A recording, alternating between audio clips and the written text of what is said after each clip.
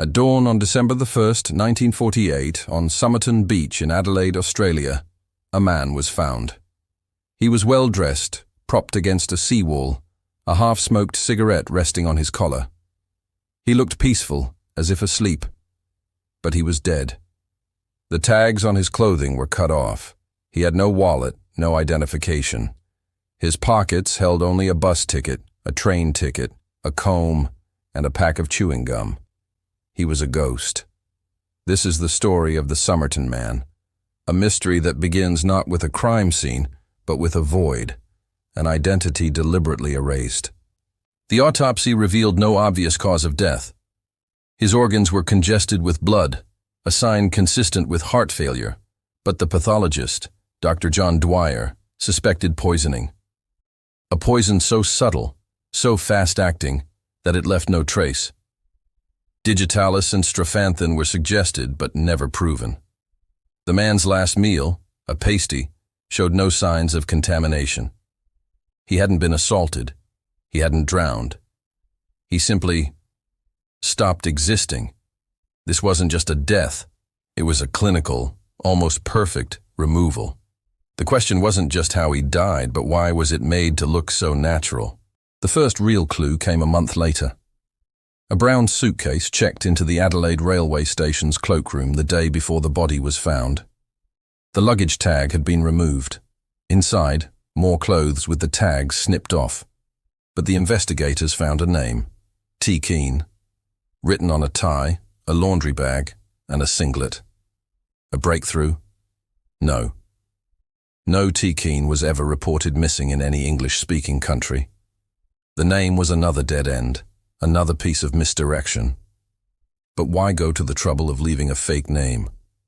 Was it a message, a code, or just a random name to fill a blank space? The clothes themselves were also strange. A coat with feather stitching, a technique used in America, but not common in Australia. This man was a traveler, a phantom moving between worlds. Then came the centerpiece of the puzzle. Months after the initial discovery, a tiny rolled-up piece of paper was found in a hidden fob pocket sewn into the man's trousers. It contained 2 words, printed in an ornate font, Tamam Shud. It means, "It is ended" or "finished" in Persian. The paper was torn from the final page of a very specific book, a collection of poems called The Rubaiyat of Omar Khayyam. The police launched a nationwide appeal. Who had the copy of the Rubaiyat with the missing final page? The appeal worked. A local chemist came forward, explaining that just after the man was found, a copy of the book had been mysteriously tossed into the back of his unlocked car. This was the book. The final page was torn out, and on the back cover, investigators found faint indentations left from handwriting. Under ultraviolet light, a sequence of letters emerged. It looked like a code. 5 lines of seemingly random capital letters. Top cryptographers from the Australian Department of Defence tried to crack it. They failed. They concluded it was too short to decipher, unless it was an incredibly complex one-time pad system, the kind used by spies. And here, we leave the established facts and enter the realm of speculation. Let's look closer at that code. The second line, MLIAOI, is particularly interesting. It's often dismissed as gibberish. But what if it isn't an acronym or a substitution cipher? What if it's a mnemonic?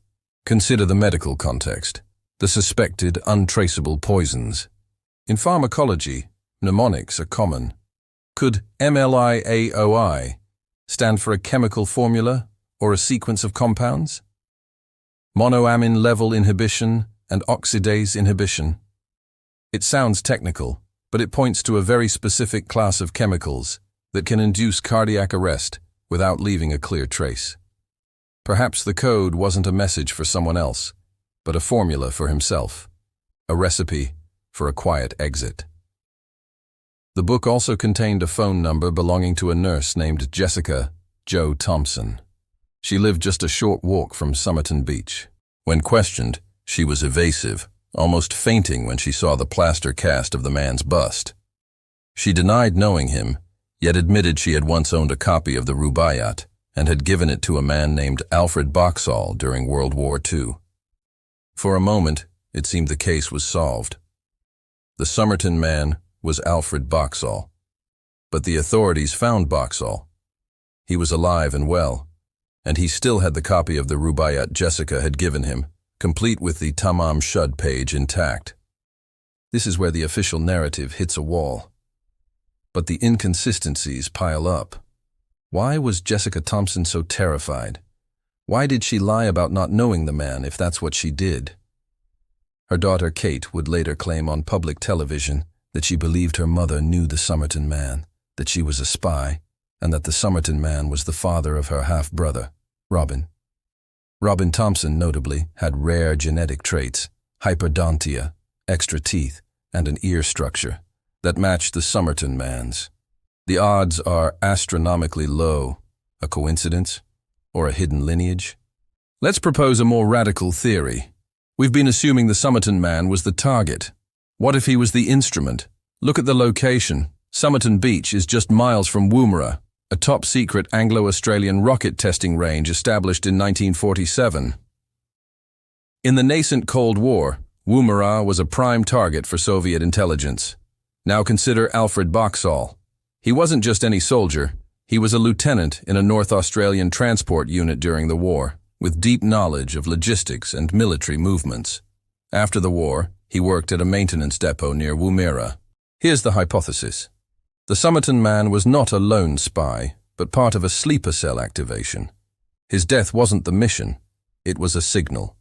The meticulously staged scene, no violence, a natural-looking death, was designed to pass initial inspection without raising alarms.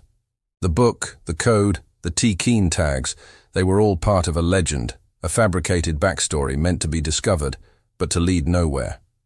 The real message was his presence. Perhaps he was a dead drop himself. He was supposed to meet a contact, deliver information, but something went wrong. He was poisoned by his own side to prevent capture, or by the opposing side to silence him. Jessica Thompson, with her connections to Boxall and her proximity to the scene, wasn't just a former lover. She was a handler, or a cutout in the intelligence network. Her denial wasn't born of fear for herself, but fear of exposing a much larger operation that was still active.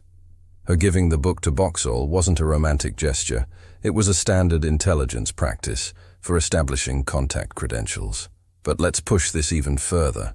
The most overlooked detail is the timing. December 1st, 1948. Just days before, the director of Australia's intelligence service, ASIO, was appointed. The country's security apparatus was in flux. It was the perfect time for an intelligence probe to test the new system's responsiveness.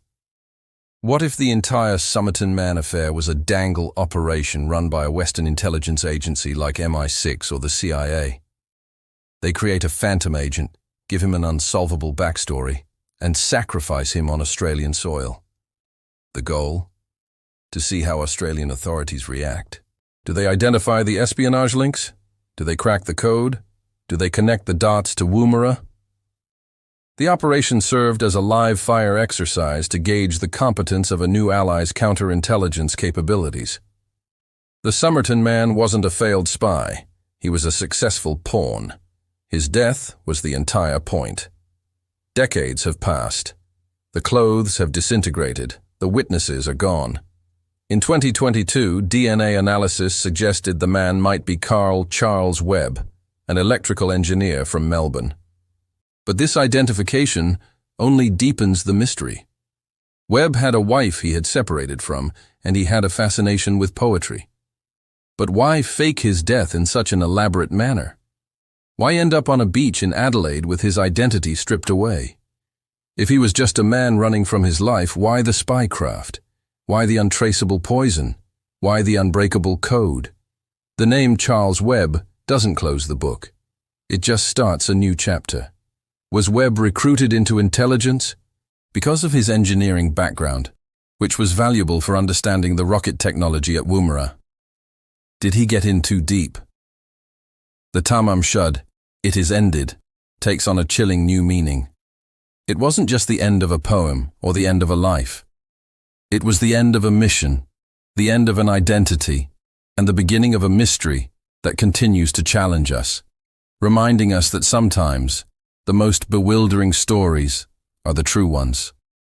Thank you for joining me on this deep dive into one of history's most enduring enigmas. If you find these unsolved mysteries as fascinating as I do, be sure to like this video, subscribe to the channel, and hit the notification bell so you don't miss our next investigation. What do you think really happened on Somerton Beach? Let me know your theories in the comments below.